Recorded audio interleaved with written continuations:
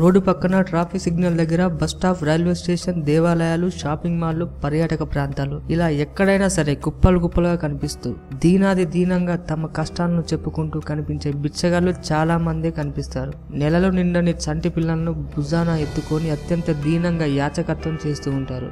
వారిని చూసిన వెంటనే అయ్యో పాపం అనిపించి వెంటనే డబ్బులు వేసే పరిస్థితి. హైదరాబాద్ మహానగరంలో బిచ్చగాళ్ళు లేని నగరంగా మార్చాలనే ఉద్దేశంతో జిహెచ్ఎంసి భారీ కార్యక్రమం చేపట్టింది. బెగ్గర్స్ ఫ్రీ సిటీ పేరిట స్టార్ట్ చేసిన ఈ కార్యక్రమంలో భాగంగా హైదరాబాద్ లోని బిచ్చగాళ్లకు సంబంధించిన వివరాలని, వారి ఆదాయాల్ని, వారేం చేస్తుంటారు లాంటి అంశాల మీద కొన్ని సర్వేలు నిర్వహించారు. ఈ సర్వే వివరాలు వింటే షాకింగ్ గా అనిపించక మానదు. హైదరాబాద్ సిటీలో మొత్తంగా 20,000 మంది యాచకులు ఉన్నట్లుగా అంచనా వేశారు.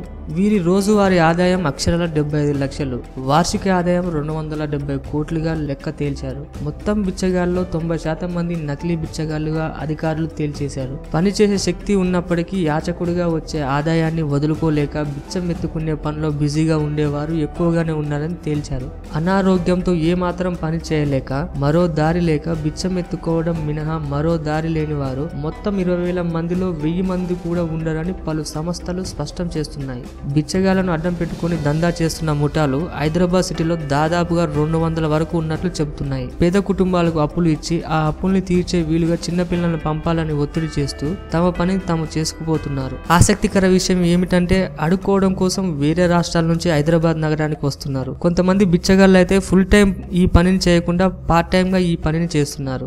ఈ పనిలో శ్రమ తక్కువగా ఉండటం, ఆదాయం ఎక్కువగా ఉండటంతో ఈ మార్గాన్ని ఎంచుకున్నట్టుగా చెబుతున్నారు. మరో షాకింగ్ అంశం ఏమిటంటే తాము సంపాదించే సంపాదనలో బిచ్చగాళ్ళు మద్యం, మత్తు పదార్థాల కోసం 40 నుంచి 45% వరకు ఆదాయాన్ని ఖర్చు చేస్తున్నారంట.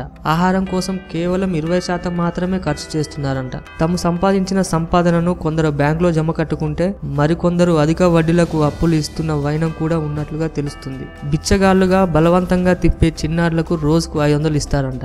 ఇక అడుక్కునే మహిళల్లో కొందరు పొద్దున యాచకత్వం చేసి రాత్రి వేళల్లో సెక్స్ వర్కర్లుగా పనిచేసేవారు కూడా ఉన్నారంట. యాచకులకు తమ ఉపాధి సౌకర్యం కల్పిస్తామని, అనాథ శరణాలయంలో చేరుస్తామని కొన్ని సేవా సంఘాలు ప్రయత్నిస్తే వారు అందులో చేరటానికి ఏమాత్రం సుముఖంగా లేరని తెలుస్తుంది. బిచ్చగాళ్లకు సంబంధించిన ఇలాంటి షాకింగ్ అంశాల నేపథ్యంలో కంటి ముందు కనిపించే బిచ్చగాళ్లకు చిల్లర వెయ్యాలా లేదా అన్నది మాత్రం మీ ఇష్టం.